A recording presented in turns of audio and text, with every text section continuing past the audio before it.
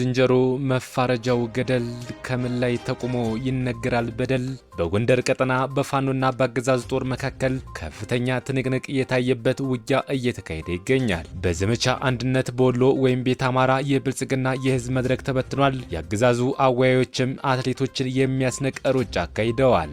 ዘመቻ አንድነት ወሎ ቤት አማራ ግንባር ተጠናክሮ በቀጠለው ዘመቻ አንድነት አማራ ፋኖ ወይም ቤት አማራ ንጉስ ሚካኤል ኮር ታላቅ ድል ተጎናጽፏል። በጀት በመከልከልና በማስከልከል የሚደናቀፍ ትግል አይኖርም ሲል እናት ፓርቲ አስቸኳይ ባወጣው መግለጫ አስታውቋል። እስከ መጨረሻው ድረስ አብራችሁ ስትቆዩ እነዚህና ሌሎች ያልተሰሙ መረጃዎችን በዝርዝር እናስደምጣችኋለን። ሰላም ጤና ይስጥልን ክቡራትና ክቡራን በዓለም ዳርቻው ለምትገኙ የቻናላችን ቤተሰቦች ነው ለሰዓቱ ያዘጋጅናቸው የተለያዩ መረጃዎች ወደ እናንተ የምናደርስበት ሰዓት ላይ እንገኛለን።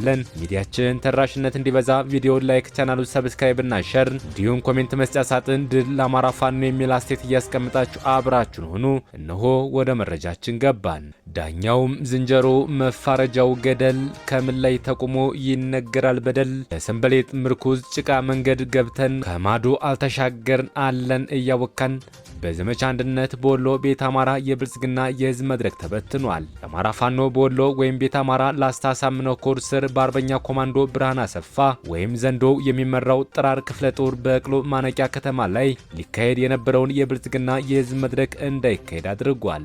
ሚያዝያ 29 2017 ዓ.ም የክልሉ ሰላምና ደህንነት ምክትል ቢሮ ኃላፊና ሌሎችም የሰሜን ወሎ ዞን ባለስልጣናት በተገኙበት በቅሎ ማነቂያ ከተማ ላይ ህዝቡን ቤት ለቤት አስገድዶ በማስወጣት ውይይት የተጀመረ ሲሆን ይህ መረጃ የደረሳቸው የጥራሬ ነበልባሎች ተመስገን ሻለቃ አንድ ሻምበል ኃይል ደርሶ የጥበቃ ከለላ ሲሰጥ በነበረው የአገዛዝ ሰራዊት ላይ ውጊያ በመክፈት 5 ሙት ከ19 በላይ ቁስለኛ በማድረግ ውይይቱ ሳይቋጭ ሊበተን ችሏል። ውይይቱ ባይቋጭም የተጀመረ ሲሆን ከማህበረሰቡ ዘንድም ተጠንከር ያለ ሂስና ተቃውሞ ሲሰነዘር እናንተ መከላከያ ናችሁ ወይስ የብልጽግና ወንበር አስጠባቂ?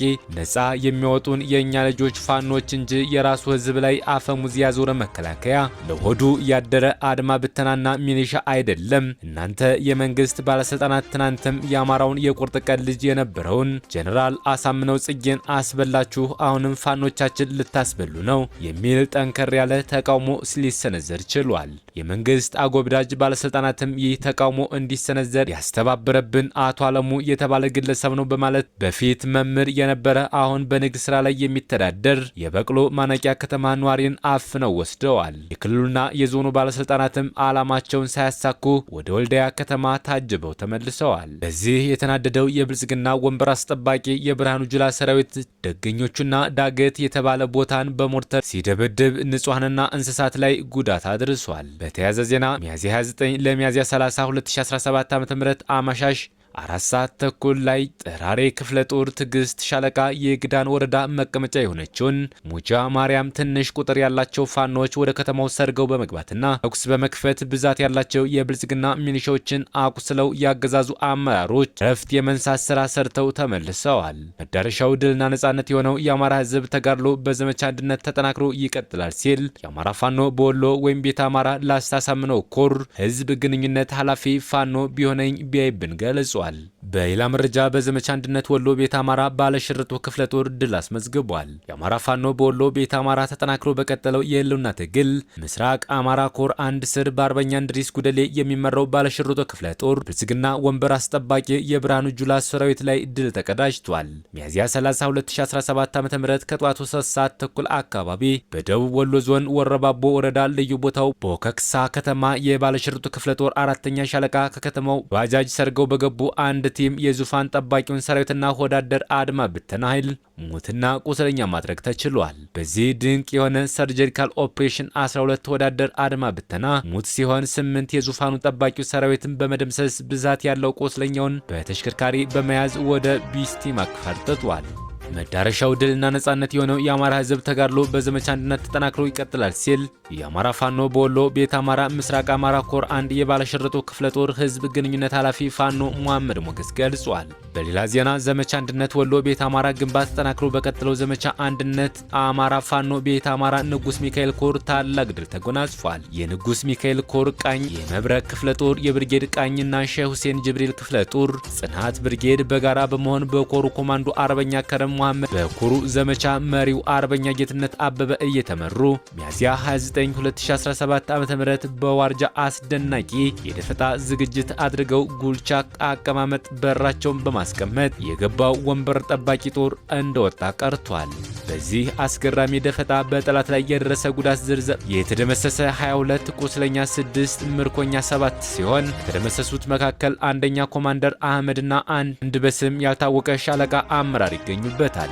ማረኩት ውስጥ 3 የመቶ መሪዎች ያሉ ሲሆን ከ10 በላይ ክላሽና ተተኳሽ እንዲሁም መገናኛ ሬዲዮ ነበልባሎቹ ማርከዋል።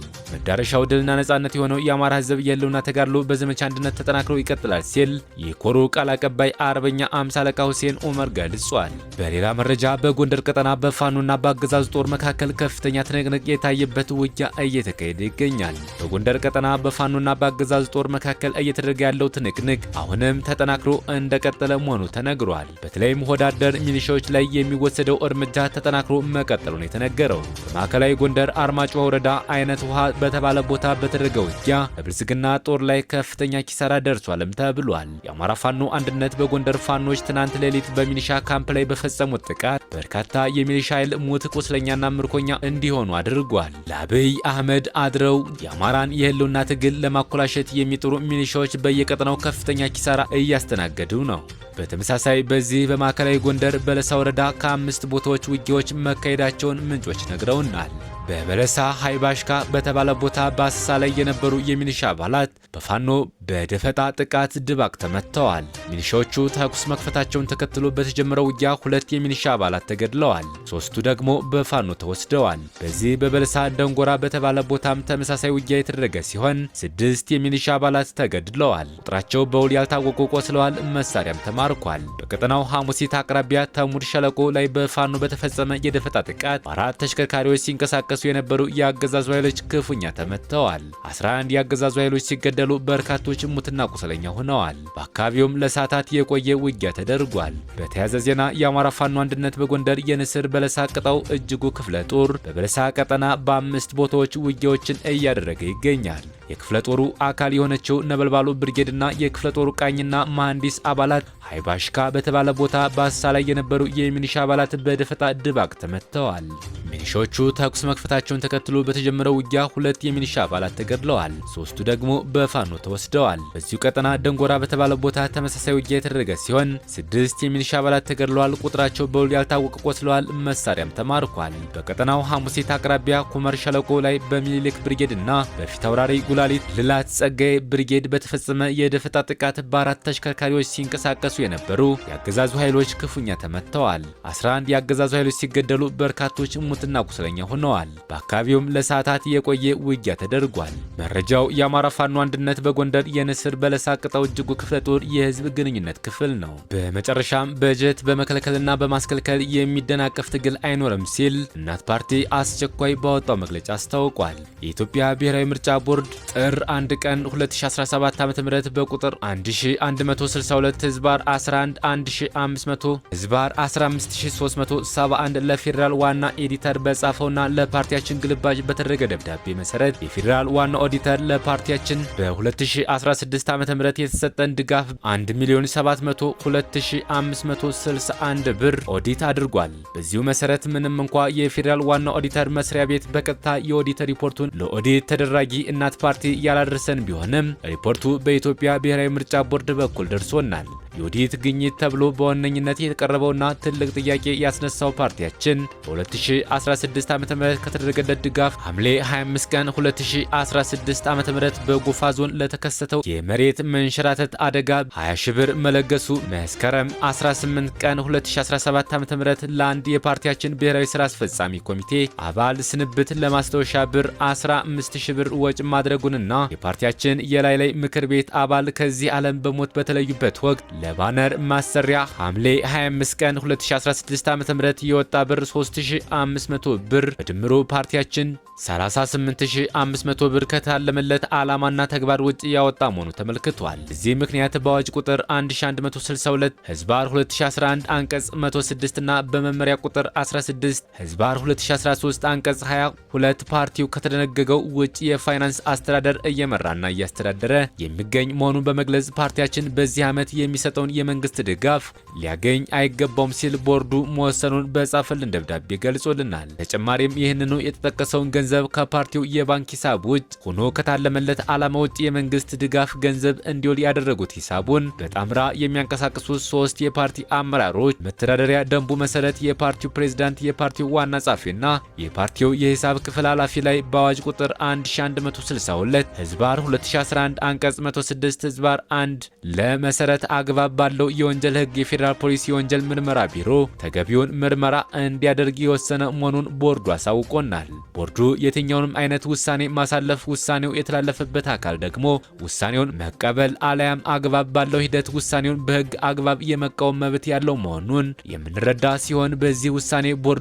አላግባብ ወጣ ስለሚለው 38500 ብር ሳይሆን አቀበት ላይ ሆኖ ከታች ላለው ውሃውን አደፈረሽብኝ እንደተባለው ጥንታዊ ብሂል ከጀርባው ሌላ ጉዳይ እንዳለው ለመገመት ግን እንገደዳለን። አላግባብ ወጣ የተባለው ወጭ ብር 20 ሺህ የመሬት መንሸራተት ለደረሰባቸው ወገኖች የወጣ እጅግ አነስተኛ ገንዘብ የነገ መራጮቻችን ጎን ለሚጠይቀው የስብና ሞራል መቆም ከማስፈለጉ አኳያ ሊደረግ ከሚችል በጣም አነስተኛው ነገር ነው። በተመሳሳይ መልኩ ምንም ክፍያ ሳይከፈላቸው ለሀገራቸው ህዝባቸውን ለመታገል ጊዜያቸውና መላ እነሱነታቸውን ሰጥተው ለአደጋ ጭምር ራሳቸውን አጋልጠው የመጓጓዣ ወጫቸው እንኳን ሳይሸፈን ለሀገር ከመቆም አኳያ በፓርቲያችን ከፍተኛ አመራርነት ያገለገሉ ከፓርቲው በሞት እንዲሁም በአካል ሲለዩ ወጣ የተባለው ወጭ እዚህ ግባ የማይባል ሲሆን ከአግባብ ውጭ የወጣ ነው ብሎ ፓርቲያችን አያምንም። ከአመራራችን ቀብር ጋር ከተያያዘው ብር 3500 ውጭ ሌሎች የተፈጸሙት ወጪዎች በፓርቲያችን ብሔራዊ ስራ አስፈጻሚና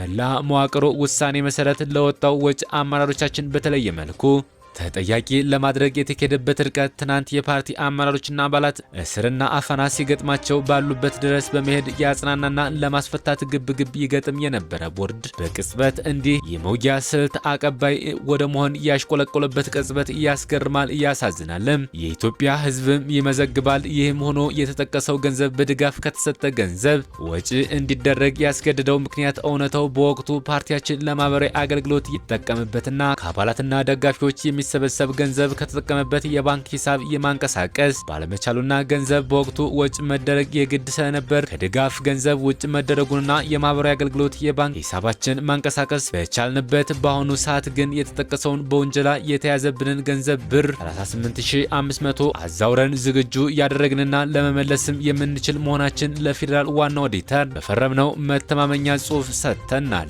ውሳኔው መላ መዋቅሩን እያስገረመም እያሳዘነም ባለበት አፍታና ጉዳዩን ቀለል አድርገን ወደ ስራችን ማተኮር ይሻላል በሚል በጉዳይ ላይ መግለጫም መልስ መስጠትም አስፈላጊ አይደለም ብለን ነገሩን ንቀን በተቀመጥንበት አፍታ ከዚህ ቀደም ፓርቲው ከመፍረስ ለመታደግ በሚል አንገት ማስገቢያ በአንጻሩ አንድ በድንግዝግዙ ውስጥ ከሩቅ ጭልጭል የምትል ብርሃን ለማጥፋት በኩርናውን በምስር ወጥ ሽጦ ደፋ ቀና ሲል በጊዜ ተገኝቶ ከጤነኛው አካል ላይ ተቆርጦ የተጣለው ይህ የጋንግሪን ኃይል ፓርቲው በጀት አስከለከልኩ እና እነከሌንና እከሊትን ላሳስር ነው እያለ ለተለያዩ ግለሰቦችና ሚዲያ አካላት እየነዛ ወዲህ በር ዘግቶ እየደለቀ መሆኑን ደግሞ ስንታዘብ በሬ ካራጁ አስብሎናል። የሆነ ሆኖ ጭሬ ላፍሰው ከነዝርዝር ማንነቱ በቅርቡ ለሕዝብ ይፋ እናደርጋለን።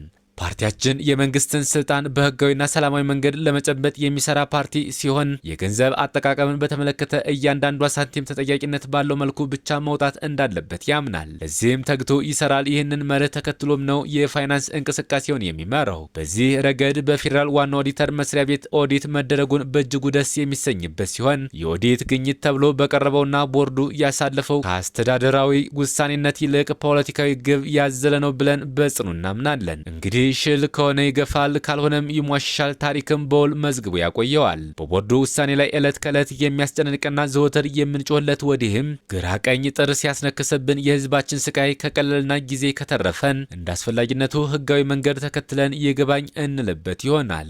ፓርቲያችን ከተመሰረተበት ጊዜ ጀምሮ እስከ ዛሬ እየተንቀሳቀሰ ያለው ወዲህም ትናንት ምንም ልምድ ባልነበረበት ጊዜ በሀገር አቀፍ ደረጃ እጩ በማቅረብ ተአምር የሰራው በአካፋ ተነስቶለት በማንኪያ በምትበተን ምጽዋት መሳይ ገንዘብ ሳይሆን የምሳና ትራንስፖርት አበል ሳይጠይቅ እየራበው ለሀገሩ በሚደክም አመራርና አባል ቢያንስ የባነር ማሳተሚያና ማባዣ ቢሮ ኪራይ እንዳንቸገር ከልጆቻቸው ጉሮሮ ነጥቀው ዳቅም ድጋፍ በሚያደርጉልን አባላትና ደጋፊዎቻችን ጥረት ነው ሲል ፓርቲው በመግለጫው አሳውቋል። ክቡራትና ክቡራን የቻናላችን ቤተሰቦች ለሰዓቱ ያዘጋጀናቸው መረጃዎች እነዚህን ይመስሉ ነበር። በሌላ የመረጃ ሰዓታችን እስክንገናኝ ድረስ የዩቲዩብ ቻናላችን ሰብስክራይብ፣ ሼር እንደዚሁም ላይክ እያደረጋችሁ ጠብቁን። ቸር እያገናኘን መልካም ቆይታ